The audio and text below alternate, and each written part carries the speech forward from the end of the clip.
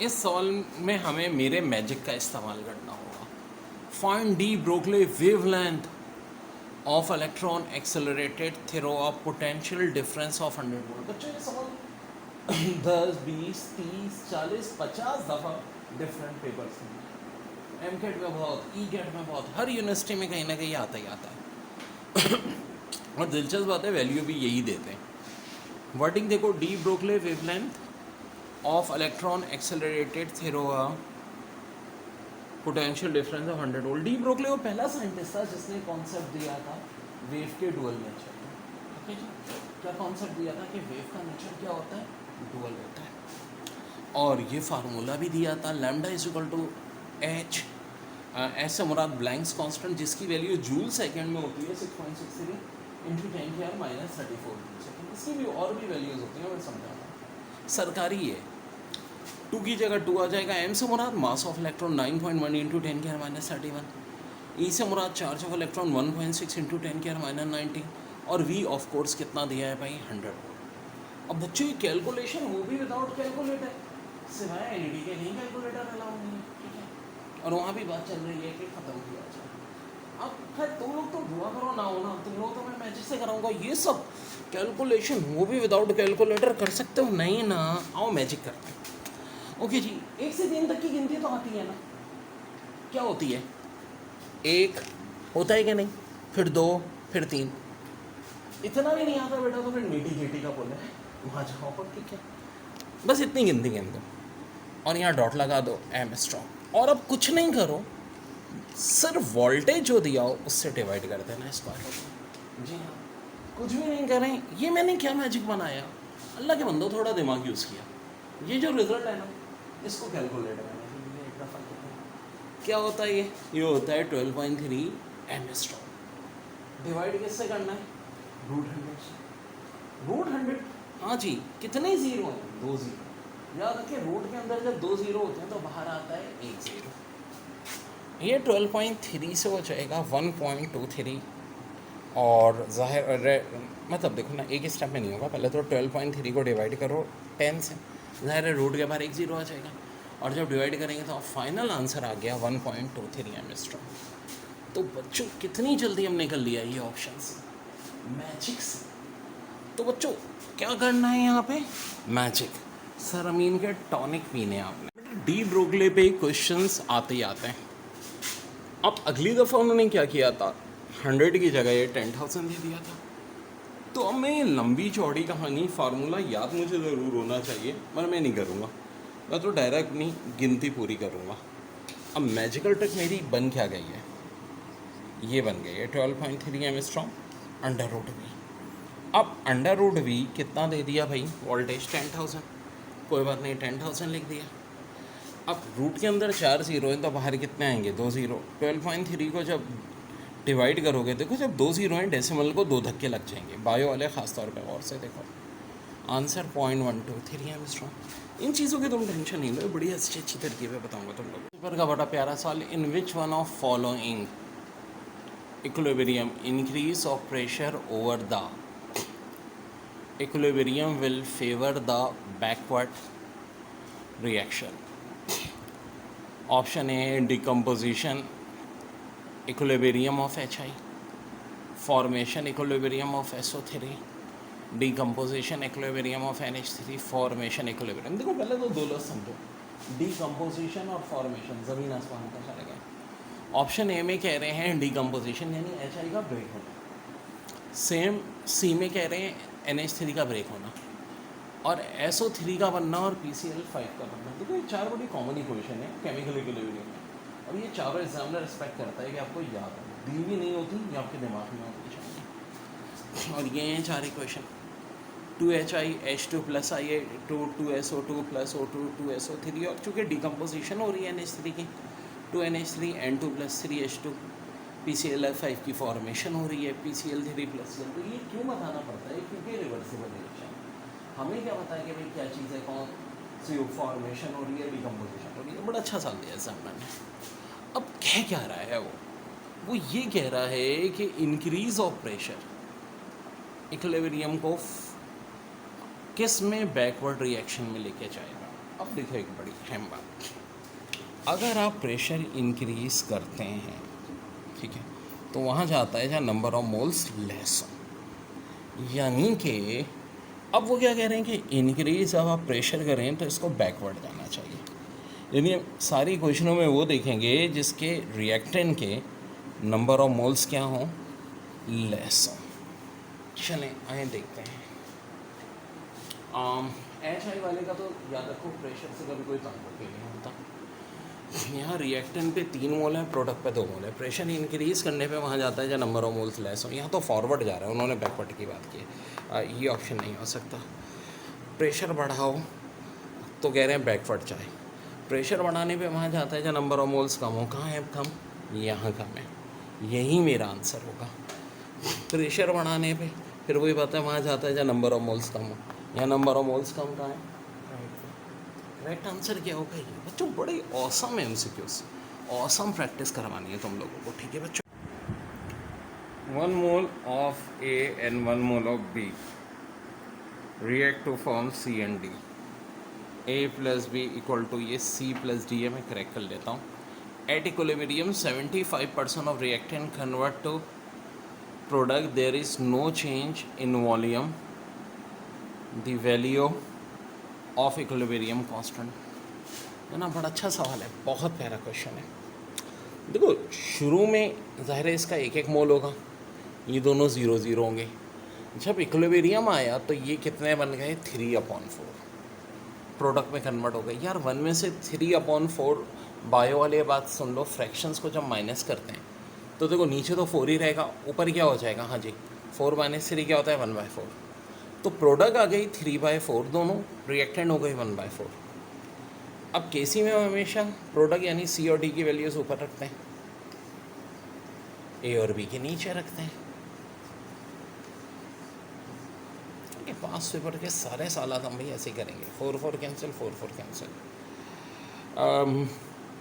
Answer क्या आ रहा है? 9 आ रहा है मेरे भाई,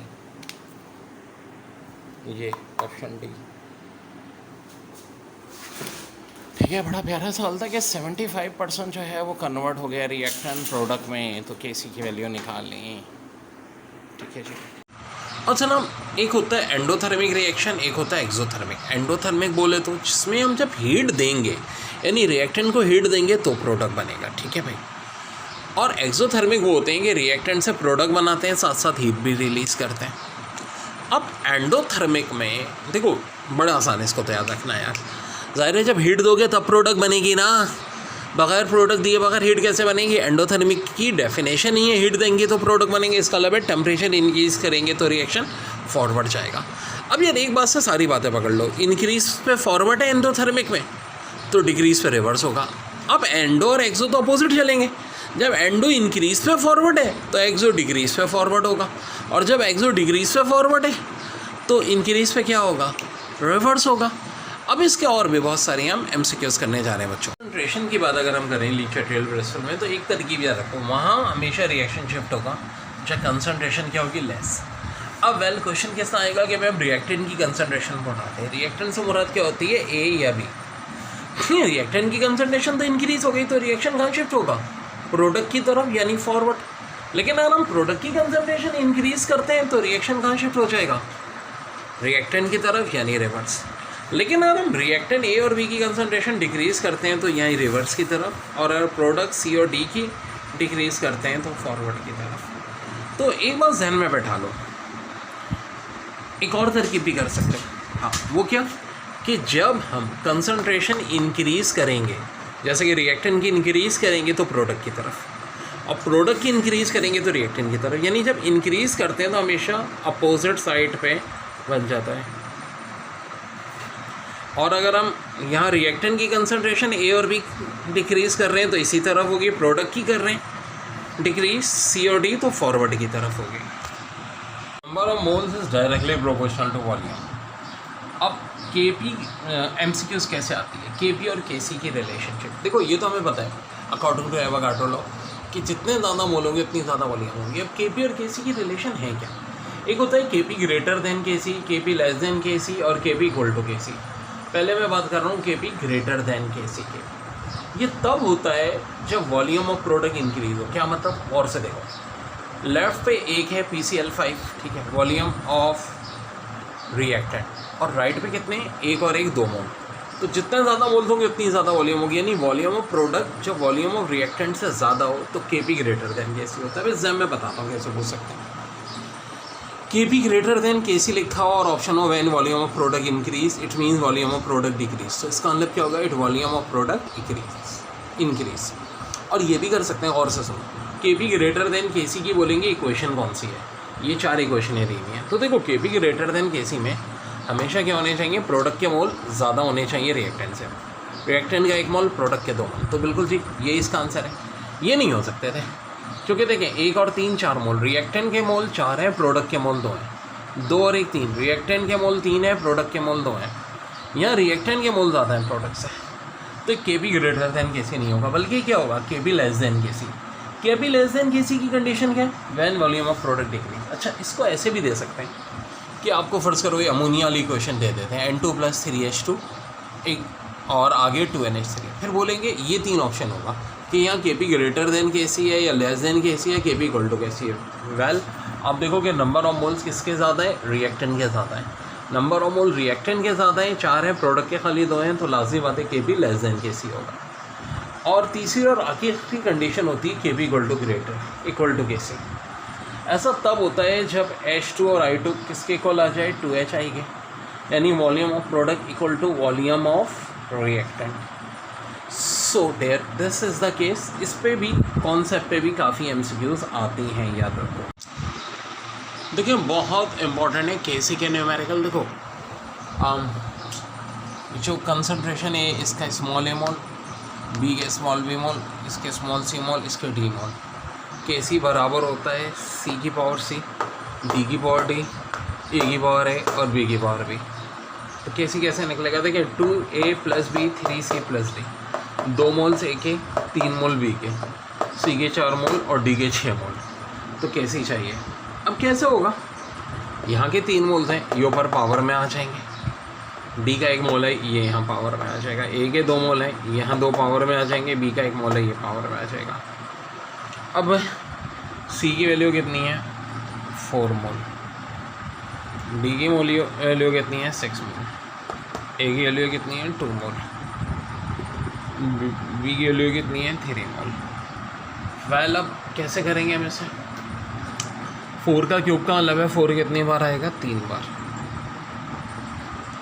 यहाँ 6 आएगा 1 बार, 2 का स्क्वायर 2 2 और ये 3, ये 2 2 कैंसिल, 4 से ये कैंसिल, 4 4 सा 16, 16 2 सा 32।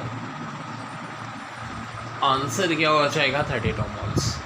क्या हो जाएगा, 32 मोल्स। बड़ा प्यारा सवाल है, कॉमन आयन इफेक्ट। क्या कहते हैं, when strong electrolyte is added to weak electrolyte, ठीक है, having a common ion, ionization of weak electrolyte is suppress, this phenomena is known as common ion effect. यानी हम एक वीक इलेक्ट्रोलाइट लो और उसके साथ एक कॉमन स्ट्रॉन्ग इलेक्ट्रोलाइट ले लो, तो वीक इलेक्ट्रोलाइट की कंसंट्रेशन क्या हो जाएगी, उसके आगे सप्रेस हो जाएगी, दब जाएगी।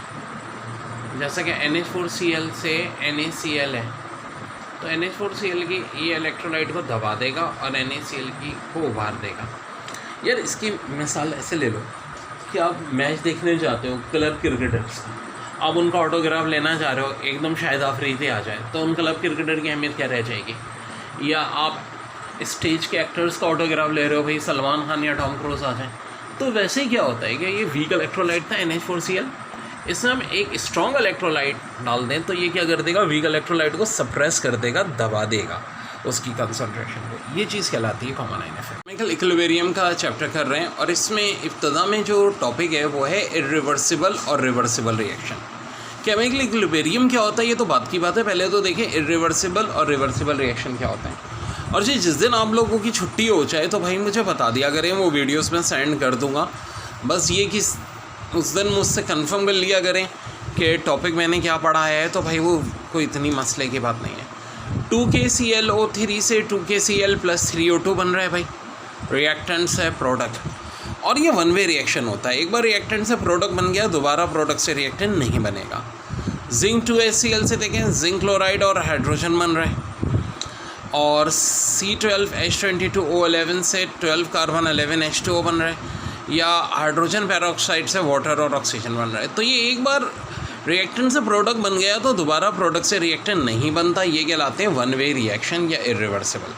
एग्जाम में MCQs कैसे आएगी? वेल, अब इस चैप्टर की MCQs मैंने ईमेल भी कर दी हैं, और जिन लोगों ने मुझे अपना ईमेल नहीं भेजा, मैं अपना ईमेल नीचे सेंड कर दूंगा, आप मेरे ईमेल पे अपना मेल भेजें तो MCQs आपको मिल जाएंगी। वो ज़ाहिर है आज मैंने करानी भी हैं। तो रिवर्सिबल रिएक्शन में देखें N2 + 3H2 2NH3 बन गया, H2 + I2 2HI बन गया, PCl5 से PCl3 और Cl2 बन गया। तो ये वाले आपके कहलाते हैं reversible reaction, both way reaction, reactant से प्रोडक्ट, प्रोडक्ट से रिएक्टेंट। ये वाले रिएक्शन हम कहते हैं नेवर कंप्लीट, कभी कंप्लीट नहीं होते हैं, और ये वाले रिएक्शन होते हैं जो कि कहलाते हैं कंप्लीट। ओके जी, ली चैटलर प्रिंसिपल में वैसे तो बहुत सारी कॉम्प्लिकेटेड है स्टेटमेंट, आसान से लफ्ज़ों में चल लो कि ली चैटलर ये कहता है कि अगर रिएक्शन में कोई भी डिस्टर्बेंस की जाए, रिएक्शन में कोई भी डिस्टर्बेंस की जाए तो क्या होगा? रिएक्शन ऑटोमेटिकली एडजस्ट हो जाएगा अकॉर्डिंग टू कंडीशन। जैसे कि अगर प्रेशर इंक्रीज़ होगा तो नंबर ऑफ मोल्स लेस हो जाएंगे, प्रेशर डिक्रीज़ होगा तो नंबर ऑफ मोल्स मोर हो जाएंगे। अब ये बात बड़ी है, मैं प्रेशर इंक्रीज़ क्यों?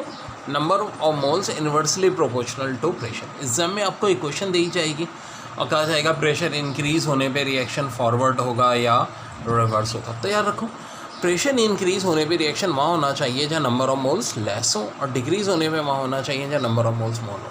वेल, ये पहली क्वेश्चन देखते हैं। 1 मोल यहाँ 2 मोल, यानी वॉल्यूम किसका ज़्यादा है? प्रोडक्ट का, रिएक्टेंट से। तो मैं यहाँ प्रेशर इंक्रीज़ करूँगा, इंक्रीज़ होने पे वहाँ जाएगा जहाँ नंबर ऑफ मोल्स लेस हो, यानी कि कहाँ जाएगा? रिवर्स। और इसी में अगर मैं प्रेशर डिक्रीज़ करूँगा, डिक्रीज़ होने पे कहाँ जाएगा? जहाँ नंबर ऑफ मोल्स ज़्यादा हो, यानी कि फॉरवर्ड। ओके, ठीक है। अब इन दो इक्वेशन को देखो, दोनों में ख़ास बात क्या है कि वॉल्यूम रिएक्टेंट की ज़्यादा है प्रोडक्ट से, 2 और 1 3, 1 और 3 4। तो यहाँ मैं और प्रेशर इंक्रीज़ करूँगा, प्रेशर इंक्रीज़ करने पे कहाँ जाता है? जहाँ नंबर ऑफ मोल्स लेस हो। अब यहाँ नंबर ऑफ मोल्स लेस कहाँ है? राइट साइड पे, यानी फॉरवर्ड। प्रेशर इंक्रीज़ करने पे दोनों रिएक्शन कहाँ जाएंगे? फॉरवर्ड। और प्रेशर डिक्रीज़ करने पे, हाँ जी, डिक्रीज़ करने पे वहाँ जाते हैं जहाँ नंबर ऑफ मोल्स मोर हो। तो नंबर ऑफ मोल्स मोर कहाँ है? बैक साइड पे, तो रिवर्स। वेल, ये वाला रिएक्शन देखें जब वॉल्यूम ऑफ रिएक्टेंट और प्रोडक्ट इक्वल हो तो इसमें प्रेशर का कोई असर नहीं होगा। अब एग्जाम में आपको ये भी कर सकते हैं कि 4 इक्वेशन दे के पूछें कि प्रेशर इंक्रीज़ करने पे, क्या प्रेशर इंक्रीज़ करने पे फॉरवर्ड कौन सा होगा? तो प्रेशर इंक्रीज़ करने पे वहाँ जाता है जहाँ नंबर ऑफ मोल्स लेस हो। नंबर ऑफ मोल्स यहाँ लेस तो नहीं है फॉरवर्ड में, तो यहाँ तो रिवर्स जाएगा, यहाँ इन दोनों में फॉरवर्ड जाएगा। तो बहुत सारी MCQs हैं जो कि हमें आज करनी भी है इस चैप्टर की इंशाल्लाह। ओके मेरे बच्चों, बहुत अहम सवाल है, लॉ ऑफ मास एक्शन या लॉ ऑफ इक्विलिब्रियम। 2 साइंटिस्ट थे, एक का नाम था गुल्डबर्ग, एक का पीटर वेज। वेल, गुल्डबर्ग का इलाका लाहौर में भी है, कराची में भी है, तो गुल्डबर्ग जहन में रखो, ठीक है। अब क्या कहता है law? At constant temperature rate of chemical reaction is proportional to active mass. यानी जब कांस्टेंट टेम्परेचर होगा तो रेट ऑफ रिएक्शन किसके भाई? प्रोपोर्शनल होगा एक्टिव मास के। यार एक ये बड़ा इंपॉर्टेंट है, क्यों? आगे जो हम पढ़ेंगे इक्विलिब्रियम, ठीक है, केमिकल इक्विलिब्रियम, उसमें यही लॉ अप्लाई होता है। यानी जितना ज़्यादा एक्टिव मास, जितनी ज़्यादा कंसंट्रेशन होगी, रेट ऑफ रिएक्शन उतना ही ज़्यादा होगा। प्यारा न्यूमेरिकल है, A और B के 4 मोल है, C के 6 मोल है, ठीक है जी। तो कैसी पूछ रहे हैं, तो हमें पता है यार इसका स्क्वायर कर लेंगे। क्यों स्क्वायर करेंगे? 2 पहले लिखा है, 6 का स्क्वायर, और ये 2 4 है, आपस में मल्टीप्लाई, 4 4 से 16 होता है, 6 का स्क्वायर 36, 16 से डिवाइड करें 2.25। यहाँ देखें 2A + B 3C + D। अब ये क्या होगा? 0.2 मोल्स, यहाँ 0.5 मोल, यहाँ 0.4, यहाँ 1। अब 0.4 का क्यूब करते हैं, यहाँ 1 है, यहाँ 0.2 का स्क्वायर करते हैं, 0.5 करते हैं। अब देखो, बड़ी अच्छी ट्रिक बता रहा हूँ, MCAT वाले ख़ास तौर पे कैलकुलेशन में कभी गलती नहीं होगी। जब डेसिमल के आ जाए ना, बड़ा पंगा होता है। तो तरीके से 0.4 को समझो, और 4 है, 4 का क्यूब का मतलब क्या है? 3 4, ठीक है, ओके। अगर डेसिमल के बाद एक नंबर है तो 10⁻⁻1 होता है, लेकिन स्क्वायर है तो 10⁻² हो जाएगा, और यहाँ क्यूब है तो 10⁻³ हो जाएगा। 0.5 का मैंने नहीं छेड़ा, रीज़न है बताता हूँ, बहुत आसान हो जाता है उससे।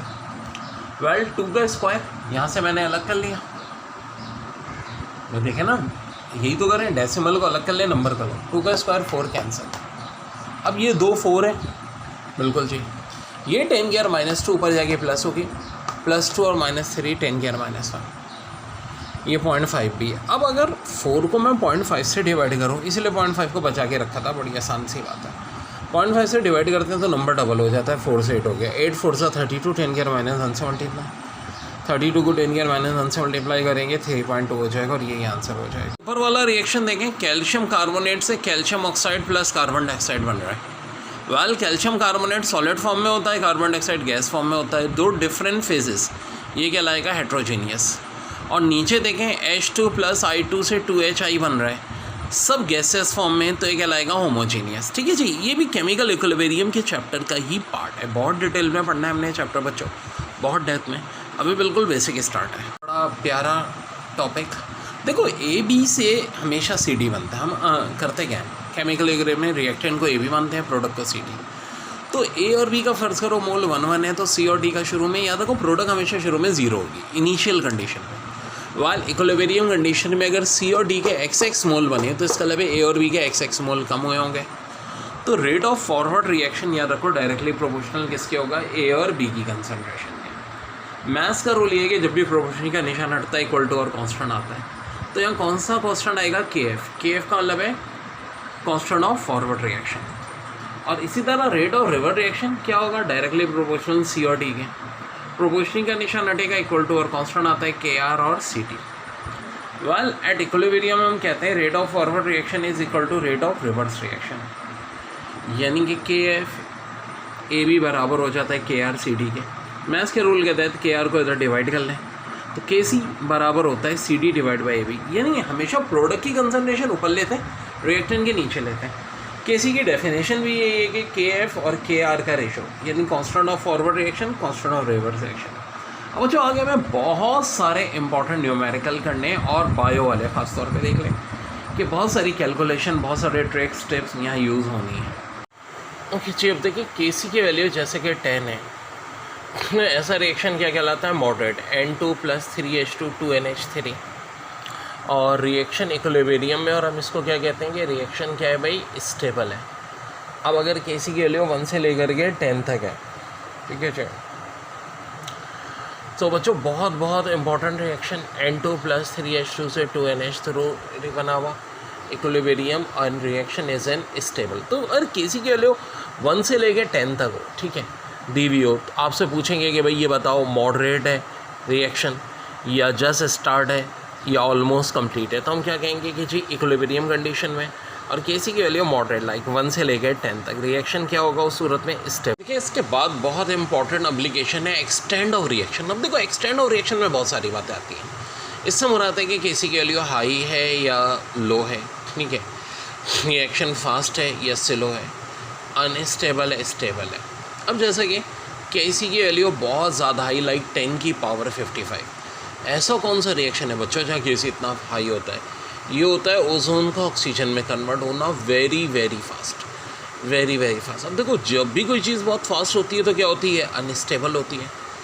इस रिएक्शन को हम क्या कहेंगे, ऑलमोस्ट कंप्लीट। याद रहे रिवर्सिबल रिएक्शन कभी कंप्लीट नहीं होते हैं, मैं लफ्ज़ क्या यूज़ कर रहा हूँ, ऑलमोस्ट कंप्लीट। ऑलमोस्ट कंप्लीट से मुराद किसी के लिए बहुत आई है तो लग रहा है कि जी बाज़ाहिर पूरा कंप्लीट हुआ हुआ, लेकिन ऐसा नहीं, क्योंकि ज़ाहिर है वो रिवर्सिबल भी चल रहा होता है। लेकिन अभी 10 की वैल्यू 55 अगर दी हुई हो, आपको कह देंगे KC की वैल्यू हाई है तो रिएक्शन फास्ट होगा, स्लो होगा, अनस्टेबल होगा, तो हम कहेंगे वेरी फास्ट होगा। ये चीज़ क्या जाहिर कर रही है, अनस्टेबल होगा और ऑलमोस्ट कंप्लीट होगा। लेकिन अगर किसी के लिए वो बहुत लो हो, 10 की और -13, बच्चों इतना स्लो रिएक्शन है कौन सा, ये भी पूछ सकते हैं। भाई ये एक ही रिएक्शन है जितना स्लो है, H2 + F2 से 2HF बनना। और KC की वैल्यू अगर बहुत लो है तो इसका मतलब है रिएक्शन स्टेबल है, और हम कहेंगे जस्ट स्टार्ट। क्या कहलाएंगे आप, जस्ट स्टार्ट। ये बात हो रही है एक्सटेंड ऑफ रिएक्शन की, KC की सेकेंड एप्लीकेशन बच्चों। ये चैप्टर कल हमने स्टार्ट किया था केमिकल इक्विलिब्रियम, इसकी बची कुछ चीज़ें कर रहे हैं। और जिन बच्चों का मिस हुआ है वो टेंशन ना लें, हर चीज़ में कंप्लीट करा देता हूँ। इसके बाद आज एक नया चैप्टर ऑर्गेनिक केमिस्ट्री का चैप्टर 6 भी करना है, जो बहुत अहम है और उसमें बहुत सारे ट्रिक्स भी हैं। बिल्कुल वो आपके इंटरेस्ट की निस्बत बहुत ज़्यादा डिटेल में। देखिए, अगर product upon reactant greater than KC हो, ठीक है जी, केसी मतलब इक्विलिब्रियम कांस्टेंट, तो हम कहते हैं प्रोडक्ट हाई है। प्रोडक्ट ज़्यादा है तो रिएक्शन प्रोडक्ट से कहाँ शिफ्ट हो जाएगा, रिएक्टेंट की तरफ, यानी रिवर्स डायरेक्शन। केसी की 2 एप्लीकेशन है जिनमें से पहली हम डिस्कस कर रहे हैं, और ये एप्लीकेशन क्या कहलाती है, प्रेडिक्ट डायरेक्शन। तो product upon reactant greater than KC है। देखो, बायो वाले इस बात को समझो, कोई वैल्यू बड़ी तब होती है जब उसका न्यूमिनेटर बड़ा हो, यानी इस केस में प्रोडक्ट बड़ी है। प्रोडक्ट ज़्यादा है तो रिएक्शन बैलेंस होने के लिए कहाँ शिफ्ट हो जाएगा, रिवर्स। लेकिन अगर product upon reactant less than KC है तो इसका मतलब प्रोडक्ट लो है और रिएक्टेंट हाई है। Product upon reactant less than KC, तो फिर रिएक्टेंट ज़्यादा है, रिएक्शन कहाँ शिफ्ट हो जाएगा, फॉरवर्ड। और अगर प्रोडक्ट अपॉन रिएक्टेंट हम कहते हैं इक्वल टू केसी है, तो इसका मतलब है कि ना तो अब रिएक्शन फॉरवर्ड शिफ्ट होगा ना रिवर्स, जहाँ है वहीं रहेगा बच्चों। देखिए, एक चीज़ बड़ी प्यारा कॉन्सेप्ट होता है एक्टिव मास। आखिर ये एक्टिव मास होता क्या है? ये होता है number of mole divided by volume, यानी दूसरे लफ्ज़ों में कंसंट्रेशन। इसकी बच्चों मैं ठीक ठाक प्रैक्टिस कराता हूँ, ठीक है। आपको बहुत सारी इसकी वीडियोस मिलेंगी क्योंकि एग्जाम में इस पर बहुत सवाल आते हैं। अब कल कल को जो हमारा एसिटिक एसिड है, इस पे एक्टिव मास के क्वेश्चन आते हैं और आए भी हैं। नन्स के टेस्ट में उन्होंने सिर्फ इसके ये सवाल क्या दिया था, 30 ग्राम एसिटिक एसिड इन 4 लीटर या DM³ एक ही बात होती है, ठीक है। इसका एक्टिव मास निकालना, तो एक्टिव मास निकालने के लिए सबसे पहले तो नंबर ऑफ मोल्स चाहिए, यानी गिवन वेट को डिवाइड करना है मॉलिक्यूलर वेट से। किसका मॉलिक्यूलर वेट, CH3COOH का मॉलिक्यूलर वेट। ठीक है, यहाँ मैं सारे ट्रिक्स कराता हूँ। यूट्यूब पे होती है मेरी रट्टे वाली चीज़, लेकिन वो रट्टे वाली चीज़ में जहाँ जो काम की होती है मैं डाल देता हूँ। ग्रुप में मैंने एक वीडियो डाली है इंपॉर्टेंट मॉलिक्यूलर वेट के नाम से, ठीक है। तो उस वीडियो को आप अच्छी तरह देख लें, हर वो कंपाउंड जिसका मॉलिक्यूलर वेट याद रखना ज़रूरी है, मैंने वो बता दिया। तो भाई एसिटिक एसिड का मॉलिक्यूलर वेट 60 होता है। 30 को जब 60 से डिवाइड करेंगे 0.5 मोल आ जाएगा। नंबर ऑफ मोल्स अगर 0.5 हैं तो एक्टिव मास निकालना मुश्किल है नहीं जी, वॉल्यूम से डिवाइड करेंगे। लेकिन वॉल्यूम किसमें होना चाहिए, लीटर या DM³ में। अगर लीटर और DM³ में नहीं है तो फिर हम लीटर और DM³ में कन्वर्ट करेंगे, वो इतना मुश्किल काम नहीं है। तो ऑलरेडी लीटर में यार, तो 0.5 को 4 से डिवाइड कर दो, आंसर आ जाएगा 0.125। क्या आ जाएगा, 0.125। This is very very very very important, VVVIP सवाल। इंपॉर्टेंट टॉपिक एक्टिव मास क्या होता है, number of moles per DM³, number of mole divide by DM³। यार इसका एक नाम कंसंट्रेशन भी होता है। देखो, जैसे कि न्यूमेरिकल भी आता है, 64 gram of hydrogen iodide in 5 litre का एक्टिव मास निकालो। तो देखो, पहले तो हम नंबर ऑफ मोल निकालेंगे। 64 को डिवाइड करेंगे HI के मॉलिक्यूलर वेट से। HI का मॉलिक्यूलर वेट होता है 128, 0.5 मोल आ जाएंगे। अब देखो, इसको फर्दर हमें किससे डिवाइड करना है, वॉल्यूम से। वॉल्यूम दिया है 5 लीटर। 0.5 को जब 5 से डिवाइड करेंगे 0.1 मोल पर DM³, और 0.1 को डेसी भी लिखा जाता है, ठीक है बच्चों। तो याद रहे कि एक्टिव मास, जिसका दूसरा नाम कंसंट्रेशन है, इनको स्क्वायर ब्रैकेट से जाहिर करते हैं। एक और MCQs है, 73 gram of HCl in 4 litre. So 73 gram, HCl का मास 36.5 होता है, 2 से डिवाइड कर लें, नंबर ऑफ मोल्स आ जाएंगे। नंबर ऑफ मोल्स को फर्दर वॉल्यूम से डिवाइड करेंगे, 0.5 मोल पर DM³ सेमीमोलर। अब एक बात बताता चलो, जो इंपॉर्टेंट मॉलिक्यूलर वेट है, इसमें मैंने एक अलग से वीडियोस बनाई हुई है, वो वीडियो में मैं तुम लोगों को सेंड कर देता हूँ बच्चों। और आज इंशाल्लाह इस चैप्टर की MCQs भी करेंगे। अब मैं साथ साथ MCQs भी करा दिया करूँगा। मैंने जिन जिन बच्चों ने मेरे ईमेल पे अपना मेल भेजा है, उन सबको मैंने भेज दी है। ईमेल में तुम लोगों को अपना दोबारा दे देता हूँ, ठीक है। वो भेजो तो मैं तुम्हें इस चैप्टर की MCQs भेज देता हूँ। जो जो चैप्टर हम पढ़ेंगे उसकी MCQs का ऐसे टेस्ट तुम लोग कर भी लो, और फिर उसको इंशाल्लाह हम डेली डिस्कस भी कर लेंगे बच्चों। देखिए, 4 mole of each SO2 and O2 gases are allowed to react to form SO3 in close vessel. बड़ा अच्छा सवाल है। At equilibrium 50% of SO2 is used. अब the mole of O2 present. तो मैं आपको समझाता हूँ, बहुत प्यारा क्वेश्चन है इसके हवाले से।